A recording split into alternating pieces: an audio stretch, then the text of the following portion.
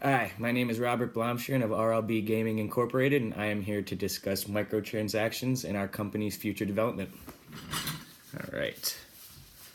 So, to begin with our apology for the microtransaction decision, on behalf of RLB Gaming Inc, I would like to deeply apologize for the decision to include skill-based microtransactions in our future developments. We do understand the controversy and the gaming community surrounding microtransactions, and we take full responsibility for not considering the negative aspects of this addition. So after a large amount of feedback from our loyal customers, we have come to the decision that skill-based microtransactions in our video games is an unfair and unethical way to obtain profit. We are dedicated to providing the most accommodating, full, and fair experience we can, and our recent decision does not coincide with these beliefs. So we hope that our revised plan will leave all of you satisfied and happy with the future of our upcoming developments. And we just want to say thank you, sincerely, RLB Gaming Incorporated. So to begin, a little background, what are microtransactions for any new customers that just got involved with our company and haven't really played video games before or new ones? So microtransactions are a way to purchase virtual goods via micropayments made with real life currency and to obtain items or skills in a certain game. And typically these advanced skills or items will allow the player to progress at a much faster rate compared to players who do not use these microtransactions whatsoever. These types of microtransactions that affect skill level are known as skill-based microtransactions. And this is what we were going to incorporate in future gaming developments. All of our new games, we're going to have these available to players. So there are two different types of microtransactions. Skill-based microtransactions, as I just mentioned, the ones that affect skill, are the ones we were going to implement. But we also have another option that is out there that are cosmetic based microtransactions. So cosmetic microtransactions are types of virtual goods that do not interact with a player's skill whatsoever. So it allows no advantage to the player who obtains them. Instead, these are goods that are solely based on the looks of the character in the game itself. Instead of giving them a skill or an item that would increase their skill level, it would just have a cosmetic appeal to it, being able to show off this look to friends and allowing for more of a customizable aspect to the look of each and every person's player. And skill-based microtransactions these are the types of goods, and instead of just being there purely for looks, these are there to acquire an advantage straight from the beginning. The issue with these ones mainly it creates an unfair environment, especially for player-to-player games. Will real players play with other real players?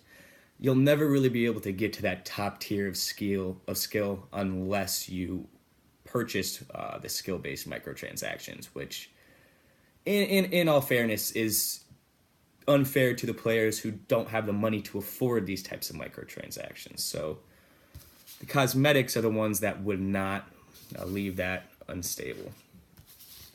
So the reason we initially decided to do skill-based microtransactions was we wanted to give the customers more of a full and satisfying experience with our games that would last. And we were hoping that with the increased revenue from these skill-based microtransactions, we were going to use for future downloadable content in our games and just future projects in general.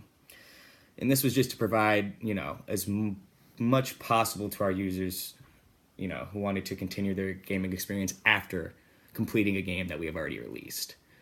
It seemed like an opportunity to really step up our release of content and the quality and just the overall quality of everything we're releasing. We hope that this increased revenue would push it out faster and just allow more for our customers. But what we've come to realize is that it's just going to create an unfair environment, and we've seen the anger from a lot of feedback that players just don't want this to be a part of our games, which is a very important aspect to us. We want our players to feel comfortable in our games and feel as though they all have the same opportunity. So The solution that we have come to decide, we are taking away skill-based microtransactions entirely. We have come to the decision that is an unethical way to obtain money, even though we're using it for a good cause and releasing content for our community. We've realized we don't want to jeopardize the games that we have already released and the style of our community in the future of our games.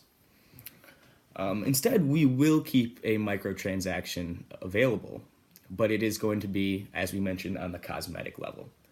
Now, this is going to give players a variety of ways to customize their character, whether it be outfits or certain designs on their weapons or items in certain games. And this content that we'll be releasing for purchase will be new each week. It'll just allow players to keep their character and their game feeling fresh and new and give their own spin-off to them without purchasing these microtransactions. You won't have as many options for customization, but it'll still be available. This is just allowing players to have continued customization throughout the entire time they play our game. So the virtual goods will allow our users to purchase fun, rare, and also occasionally seasonal and holiday-based items to kind of, get the festive feel and, as we said, just allow customization that goes along with the time period. And the main important thing is these items are not ever going to be required to purchase, and they will in no way boost a player's skill. So for people who truly do not believe in these microtransactions, don't want any part of it, you are completely welcome to stay away, and you will have the same exact skill opportunities as players who choose to purchase them.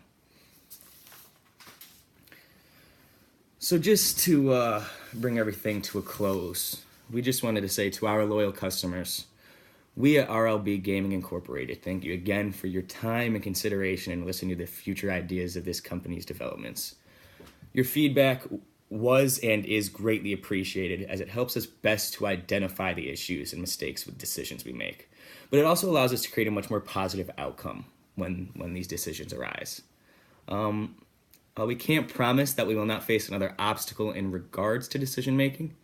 We can assure our loyal customers that your voice will always be heard and put into consideration.